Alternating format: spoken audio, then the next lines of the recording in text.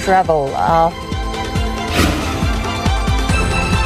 Okay, let's get across to that press conference then, scheduled for 3 o'clock, and let's listen into what US President Donald Trump has to say.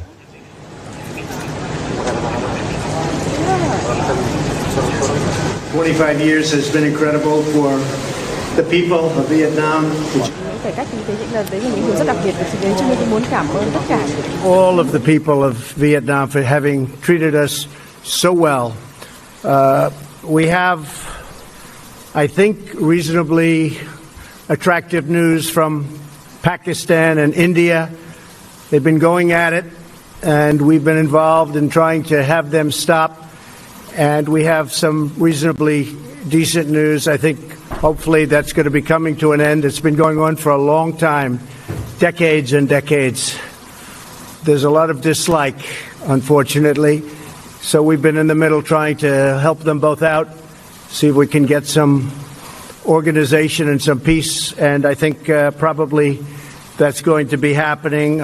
We have Venezuela, as you know, has been very much in the news, and we're sending supplies. Supplies are getting through a little bit more. It's not easy. It's hard to believe somebody would say, let's not do it. What difference would that make, except it's great for his people to let it get through? But we're sending a lot of supplies down to Venezuela. People are starving to death. And you would really think that the man in charge currently would let those supplies get through.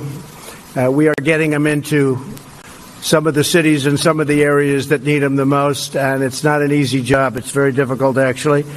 On North Korea, we just left Chairman Kim. We had a really, I think, a very productive time. We thought, and I thought, and Secretary Pompeo felt that it wasn't a good thing to be signing anything. I'm going to let Mike speak about it. But we literally just left. We spent pretty much all day with Kim Jong-un, who is,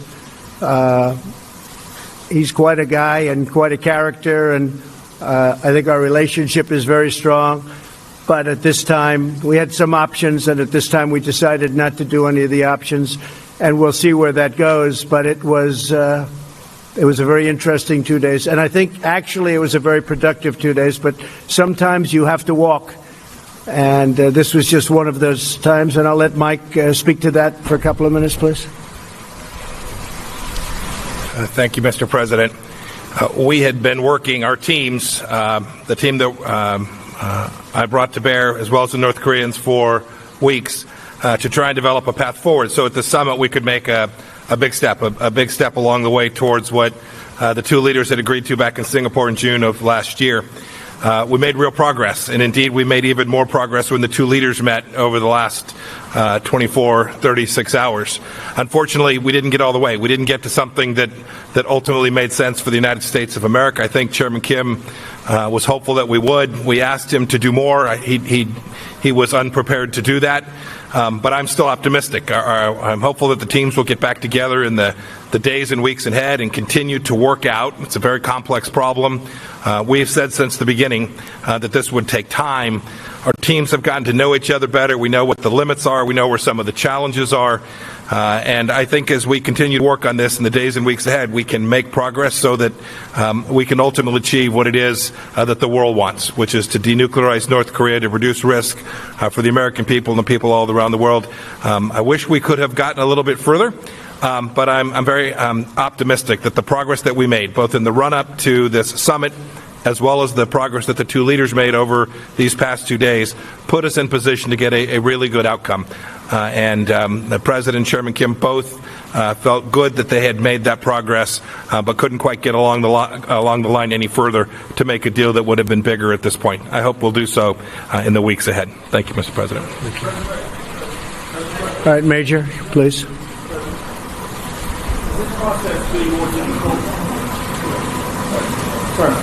Has this process been more difficult than you thought? And was the North Korean demand for lifting of some sanctions the real sticking point here, in that you did not want to do that and they did? And will there it was about the sanctions. Will there be a third summit, Mr. President? Basically, they wanted the sanctions lifted in their entirety, and we couldn't do that. They were willing to denuke a large portion of the areas that we wanted, but we couldn't give up all of the sanctions for that. So we continue to work, and we'll see, but we had to walk away from that particular suggestion. We had to walk away from that. Will all the sanctions that are currently in existence remain, sir? They're in place. I was watching, as a lot of you folks over the weeks have said, we've given up. We haven't given up anything. And frankly, I think we'll end up being very good friends with Chairman Kim and with North Korea, and I think they have tremendous potential. I've been telling everybody they have tremendous potential, unbelievable potential, but we're going to see. But it was about sanctions. I mean, they wanted sanctions lifted, but they weren't willing to do an area that we wanted. They were willing to give us areas, but not the ones we wanted. John?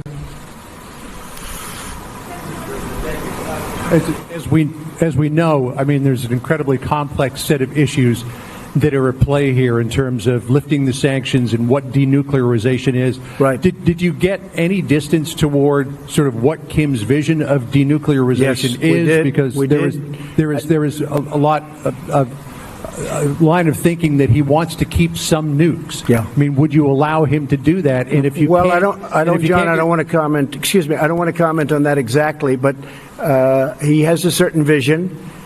And it's not exactly our vision, but it's a lot closer than it was a year ago. And I think, eventually we'll get there. But for this particular visit, we decided that we had to walk, and we'll see what happens. Okay? Oh, look, we have a gentleman nobody's ever heard of that was Sean Hannity. What are you doing here, Sean Hannity? Should we let him do a question? I don't know. Yeah, John, go ahead. Follow up with you. Yeah. So if he wants the sanctions completely off and you want more on denuclearization, how can you bridge that gap between now and the next time you might sit down together? With time, it'll be bridged, I think, at a certain point. But there is a gap. We have to have sanctions, and he wants to denuke, but he wants to just do areas that are less important than the areas that we want. We know the country very well, believe it or not. We know every inch of that country, and we have to get what we have to get, because that's a big give. Yes, Sean, please. I work in radio and TV. The mic's on. Mr. President, thank you. Mr. Secretary, good to see you. Mr. President, if you could elaborate a little bit more. We have some history. President Reagan walked away in Reykjavik. A lot of condemnation at the time, and it ended up working out very well in the end for the United States. Was this mostly your decision, what message would you want to send Chairman Kim as he's listening to this press conference about the future and your relationship? Well, Sean, I don't want to say it was my decision, because what purpose is that? I want to keep the relationship, and we will keep the relationship. We'll see what happens over the next period of time. But as you know, we got our hostages back. There's no more testing. And one of the things, importantly, that Chairman Kim promised me last night is, regardless, he's not going to do testing of rockets and nuclear. Not going to do testing. So, I trust him, and I take him at his word. I hope that's true. But in the meantime, we'll be talking. Mike will be speaking with his people. He's also developed a very good relationship with the people, really the people representing North Korea. I haven't spoken to Prime Minister Abe yet. I haven't spoken to President Moon, South Korea. But we will, and we'll tell them it's a process and it's moving along, but we just felt it wasn't appropriate to sign an agreement today. We could have. I just felt it wasn't very appropriate. Yeah, Jonathan?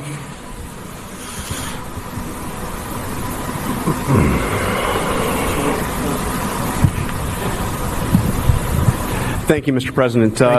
Two questions, if I may. First, did you learn anything new about Chairman Kim through this meeting? And secondly, of course, while this was going on, the drama back in Washington, your former lawyer, Michael Cohen, who worked for you for 10 years, his office right next to yours, right by yours at Trump Tower, he called you a liar, a con man, a racist. What's your response to Michael Cohen? Well, it's incorrect. And, it's very interesting because I tried to watch as much as I could. I wasn't able to watch too much because I've been a little bit busy. But I think having a fake hearing like that and having it in the middle of this very important summit is really a terrible thing. They could have made it 2 days later or next week, and it would have been even better. They would have had more time. But having it during this very important summit is sort of incredible. And he lied a lot, but it was very interesting because he didn't lie about one thing. He said no collusion with the Russian hoax. And I said, I wonder why he didn't just lie about that too, like he did about everything else. I mean, he lied about so many different things, and I was actually impressed that he didn't say, well, I think there was collusion for this reason or that. He didn't say that. He said no collusion. And I was a little impressed by that, frankly. He could have gone all out. He only won about 95% instead of 100%. But the fact is there is no collusion, and I call it the witch hunt. This should never happen to another president. This is so bad for our country. So bad.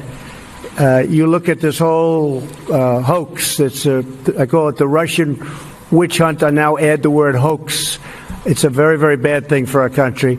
But I was impressed with the fact that he, because the most important question up there was the one on collusion, and he said he saw no collusion. So we'll see what happens, but it was pretty shameful, I think.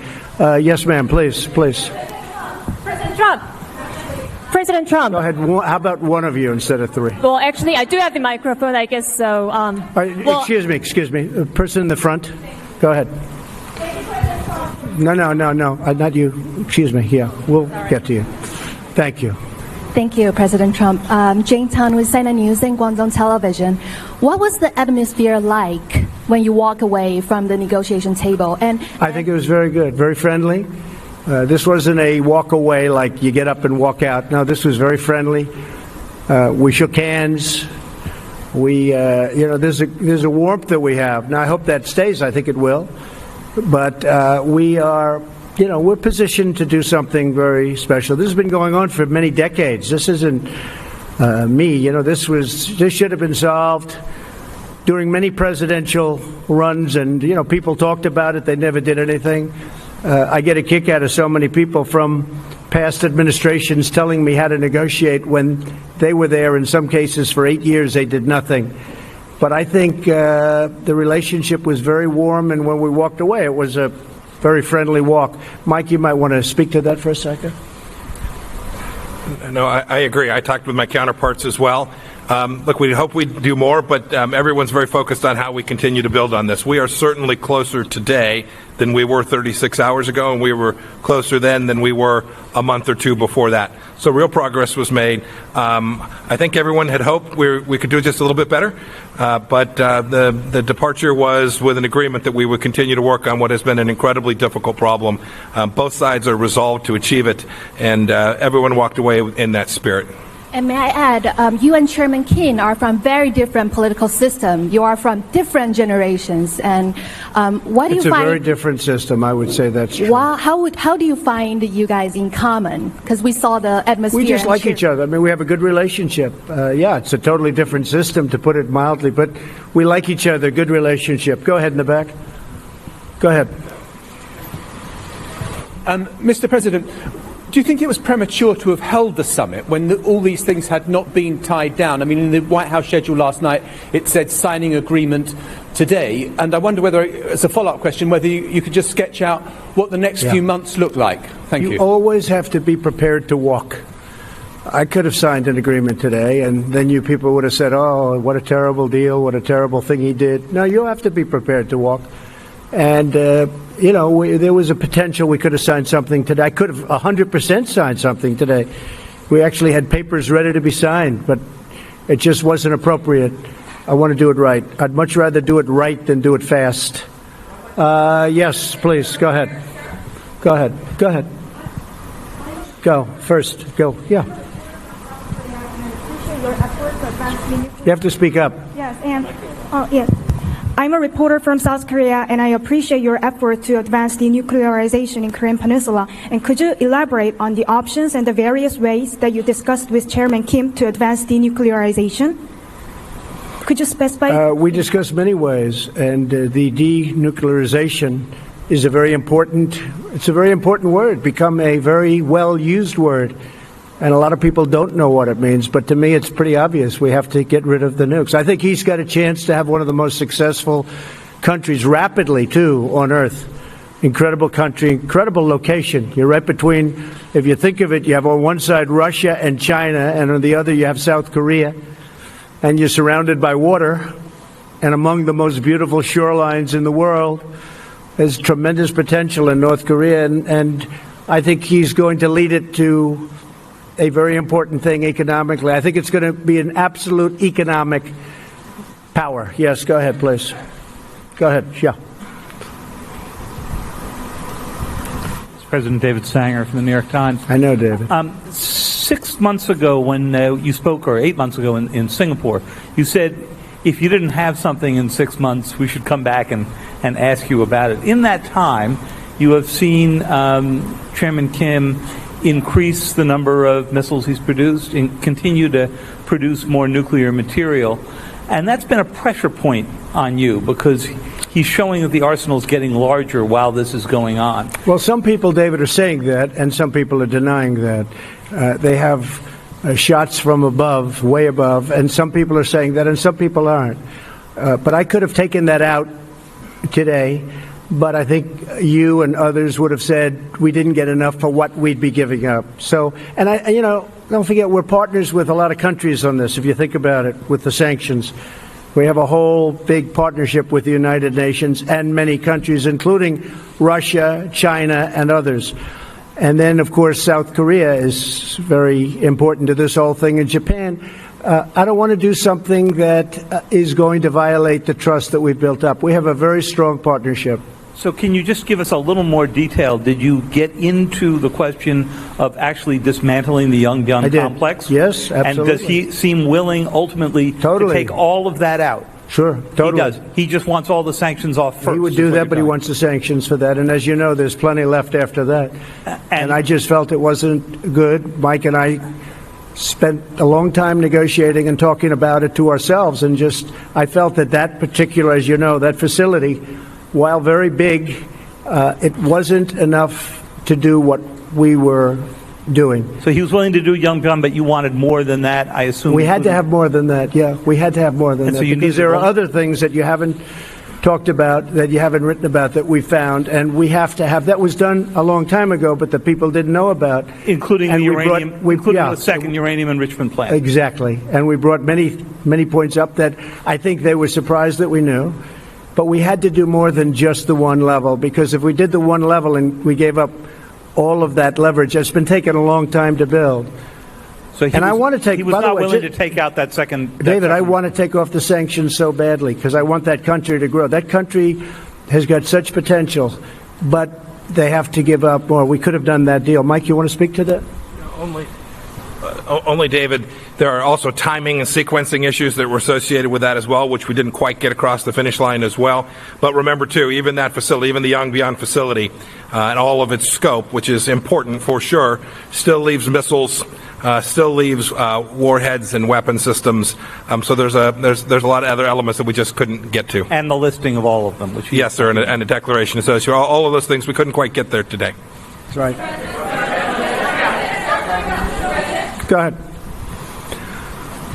Thank you, Mr. President. Thank you. I just wanted to clarify, when you talk about what you would be willing to give up all of the sanctions for, are you still thinking that you want North Korea to give up everything to do complete, verifiable denuclearization I don't want to say that before you lift sanctions? Yeah, it's a good question. I don't want to say that to you because I don't want to put myself in that position from the standpoint of negotiation. But, we want a lot to be given up.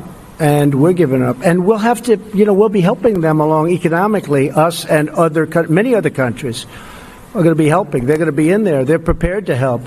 I can tell you Japan, South Korea, I think China, so many. And speaking of China, we're very well on our way to doing something special. But we'll see. I mean, I am always prepared to walk. I'm never afraid to walk from a deal. And I would do that with China, too, if it didn't work out. Are you concerned if you're not able to reach an agreement that the testing will start again, or that while all of this time well, is he said the testing, continuing to develop their program? He said the testing will not start.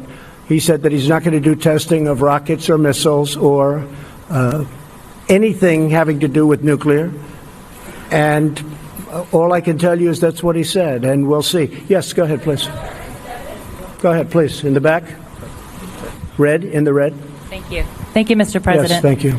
Jessica Stone from CGTN. I have a question about China, as you were talking about. You talk about China being willing potentially to help economically, and the fact that you've talked or will talk to Presidents Moon and Prime Minister Abe. How would you describe China's role in facilitating the engagement that's happened so far between Pyongyang and Washington? I think China's been a big help, bigger than most people know.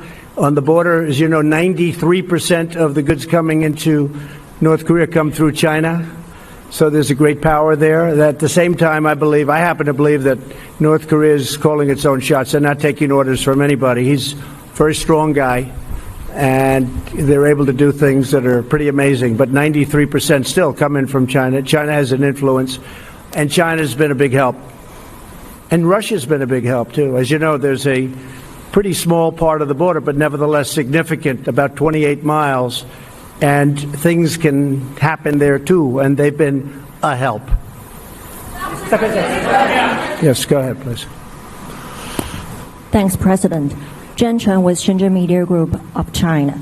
In your meeting with Chairman King this morning and yesterday, did the topic of China come up? If so, what can you share with us today? And you probably will have the end of Mar-a-Lago summit in March with Chinese President Xi Jinping. What would you like accomplished with your agenda regarding China at that time? Thank you. We did talk about China today a lot, and he's getting along with China, and so are we. And we are, we're right now, you look at what's happened to our country. We've picked up trillions and trillions of dollars of net worth. Our stock market is almost at its all-time high. Our economy is incredible. Our unemployment numbers are among the best we've ever had in our history. Individual groups like African American, women, you just take a look at any group, Hispanic, you saw that, just came out, the best in history, African American, best in history. So many different numbers are coming out so good. So we have the strongest economy, possibly that we've ever had. Fiat Chrysler just announced that they're going to spend $4.5 billion right next to Detroit in Michigan. They're building a tremendous plant. It's actually an expansion of another plant. It's going to double up their jobs and even more than that. A lot of great things are happening. And with China, they're having some difficulty, as you know. But I think that a lot of the difficulty is because of the tariffs that they're having. And in addition to that, we're putting a tremendous amount of money. You saw trade deficits went down last month. Everyone was trying to find out why.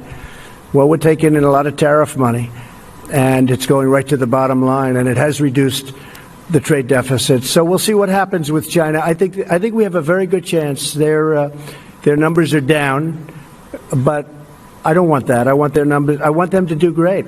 But we've been losing anywhere from $300 to $500 billion a year with China for many, many years.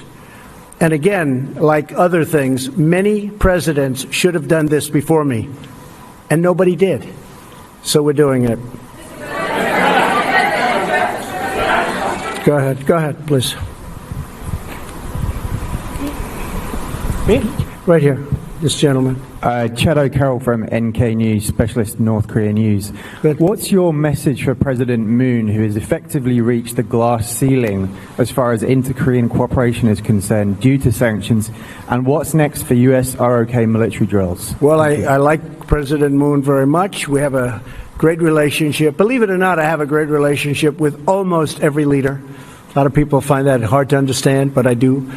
But some take advantage of our country like you wouldn't believe. And when they know I know it, which I know in every case, maybe it sort of freezes them up a little bit. But we do. We have a lot of good relationships. We'll be calling President Moon very soon, as soon as I get by the phone on the plane. And he'll be one of the first calls. I'll be calling Prime Minister Abe of Japan, telling him about where we are and what we're doing. But I'll be making those calls. No, he's working very hard. President Moon is working very hard. He'd love to see a deal. And he's been very helpful. Okay? Thank you. Go ahead, please. Thank you, Mr. President. I'm Yang Sheng, reporter from Global Times China. I would like to ask you that what are you expecting China to do in the next step to mediate your relationship with North Korea? Thank you. To use China? Yeah, from China. Well, we do. I mean, China's been very helpful. President Xi is a great leader. He's a highly respected leader all over the world, and especially in Asia. And he's helped us, Mike, I would say he's helped us a lot, right? Yes. I actually called him just recently to say, hey, whatever you can do on this. But he has been very helpful at the border, and he's been very, very helpful with, I think, North Korea generally. Could he be a little more helpful? Probably. But he's been excellent. Go ahead, please. No, yeah, please. Sorry. Maybe Hallie next. That's okay. Your friends. Thanks, Mr. President. Did you commit with Chairman Kim to a next summit during your term? No. Okay. We'll see if it happens. It happens. I have not committed. They are at this point, some would say, a nuclear power. Do you accept North Korea as a nuclear armed state, at least for the time being? And are you thinking about reimposing the military exercises with South Korea, or will you keep in a freeze? Well, the military exercises, I gave that up quite a while ago because it costs us $100 million every time we do it. We fly these massive bombers in from Guam, and when I first started, a certain general said, oh, yes, sir, we fly them in from Guam. It's right next door. Well, right next door is 7 hours away. And then they come and they drop millions of dollars of bombs, and then they go back. But we would we spent hundreds of millions of dollars on those exercises, and I hated to see it. I thought it was unfair. And frankly, I was sort of the opinion that South Korea should help us with that. We're protecting South Korea. I think they should help us with that. So those exercises are very expensive. And I was telling the generals, I said, look, exercising is fun and it's nice, and they play the war games. And I'm not saying it's not necessary, because at some levels it is, but at other levels it's not. But it's a very, very expensive thing. And, we do have to think about that, too.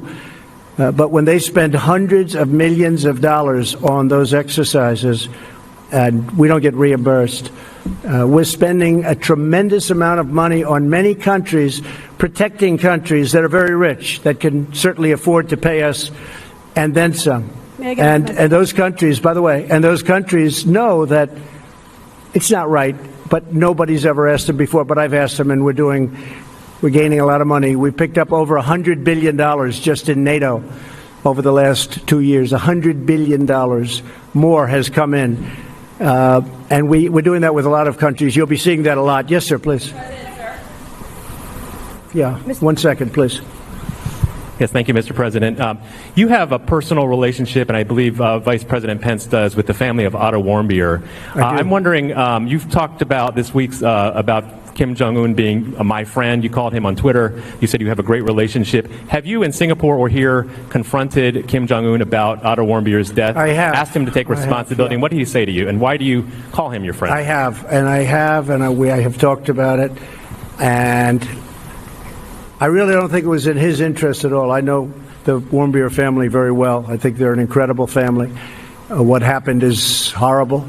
I really believe something very bad happened to him, and I don't think that the top leadership knew about it.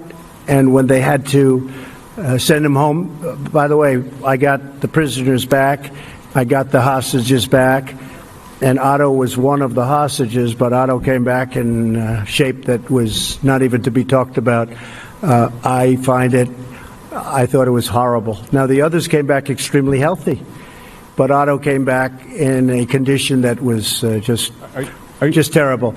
And I did speak about it, and I don't believe that he would have allowed that to happen. It just wasn't to his advantage to allow that to happen. Those prisons are rough. They're rough places, and bad things happened. But I really don't believe that he was. I don't believe he knew about it. Did he tell you that he did not? Did Kim Jong-un tell you? He felt badly about it. I did speak to him. He felt very badly. But he knew the case very well, but he knew it later. And you got a lot of people, a big country, a lot of people, and in those prisons and those camps, you have a lot of people, and some really bad things happened to Otto. Some really, really bad things. Why are you? But he tells me that he didn't know about it, and I will take him at his word. Yes, ma'am. Go ahead, please. Please go ahead in the back. No, in the back, behind you. Thank you. Mr. President, Schwarzman Valentina, Sputnik News Agency. Have you discussed the issue of possible inspections to North Korea nuclear sites during your negotiations? You're going to have to speak a little louder. And where are you from? Russia, Sputnik News Agency. Okay. Have you discussed the issue of possible inspections to North Korea's nuclear sites during your talks with the chairman? Why don't you answer that, Mike? I can't. Good. Inspections I was worried nuclear about sites. International inspections, yes. Inspections on North Korea? Yeah, inspections we'd be able, nuclear we'd be able sites. to do that very easily. We have that set up, so we would be able to do that very easily. The inspections on North Korea will take place, and if we do something with them, we have a schedule set up that is very good. We know things that, as David was asking about certain places and certain sites, there are sites that people don't know about that we know about. We would be able to do inspections, we think, very, very successfully. Yes, ma'am, please. Yes, go ahead, please. Yes.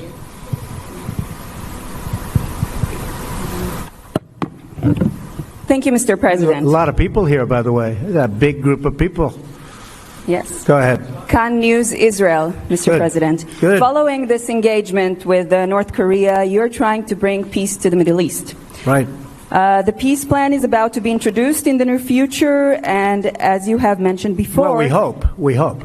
We're working hard on the peace plan, and we hope it will be. I believe you do, but as you mentioned before, it will require Israel to make compromises to the Palestinians. As far as you know, is Prime Minister Netanyahu willing to make these compromises, which are very much needed?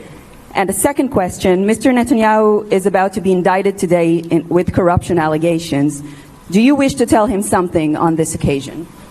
Well, I just think he's been a great Prime Minister, and I don't know about his difficulty, but you're telling me something that, people have been hearing about, but I don't know about that. I could say this, that he's done a great job as Prime Minister. He's tough, he's smart, he's strong.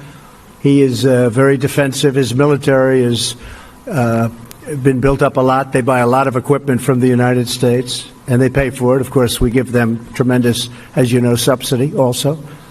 $4 billion is a lot each year. But they've been very, very good. They've been incredible, actually, in many ways. But there is a chance for peace between Israel and the Palestinians. And, it's interesting. All my life, I've heard that the toughest of all deals, when they talk about tough deals, we all like deals, but the toughest of all deals would be peace between Israel and the Palestinians. They say it's like the impossible deal. I'd love to be able to produce it. We'll see what happens. We were paying the Palestinians a lot of money, and I ended that about 2 years ago because they weren't saying the right things. And I said, why would we pay somebody that's not saying nice things about us and not really wanting to go to the peace table? And they've been much better, and we'll see what happens. But I think I think we have actually a good shot at peace between Israel and the Palestinians. Yeah, go ahead, please, sir. Mr. President, I'm from China. My question is, do you still believe it is possible that the North Korea and U.S. relation could be like the U.S. and the Vietnam relation in the future? You have to go again? Do you still believe that it is possible the relation between U.S. and North Korea in the future could be like the relation between U.S. and Vietnam? Yeah, I think we're going to have, we have very, very good relations. And by the way, speaking of, you mentioned Japan, we have a lot of good things happening with Japan. We have trade talks started. For years, Japan has been sending millions and millions of cars in, and as you know, it's not been a very fair situation for the United States. We're starting trade talks with Japan. They actually started about 3 months ago, and I think we'll have a very good deal for the United States. But that's been a very unfair situation. Prime Minister Abe understands that, and that's fine. Yes, sir, please, back there. Thank you, Mr. President. I'm Ching Yichang with Shanghai Media Group.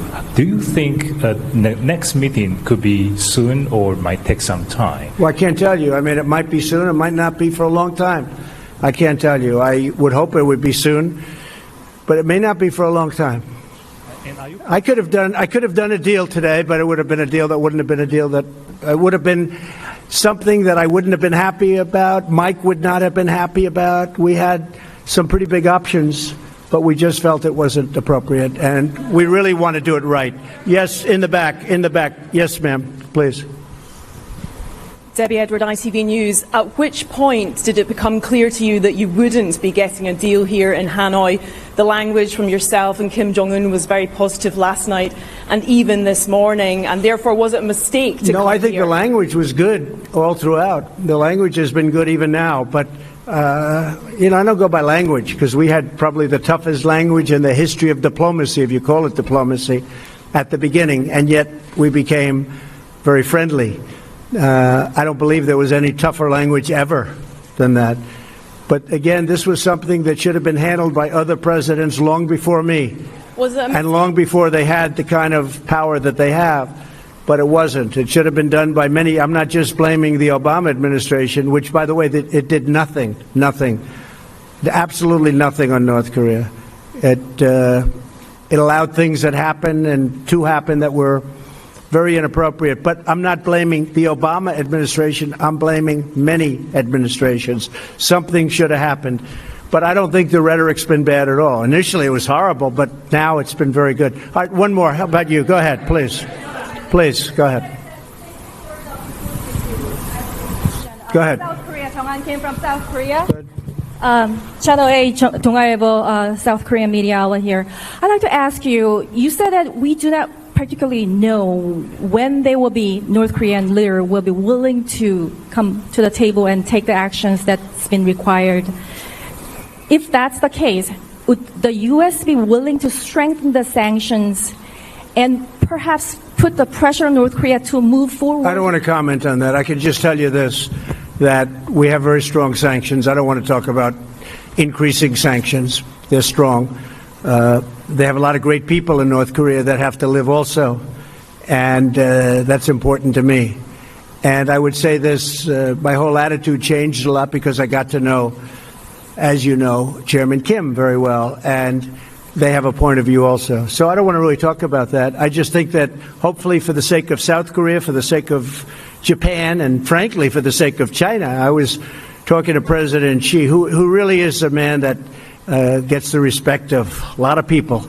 I say you can't love having a nuclear state right next to China, and he doesn't. He really doesn't.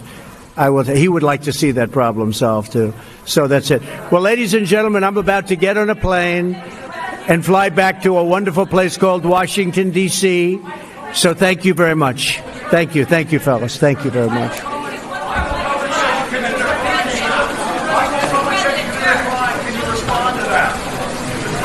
U.S. President Donald Trump there concluding his press conference or news conference.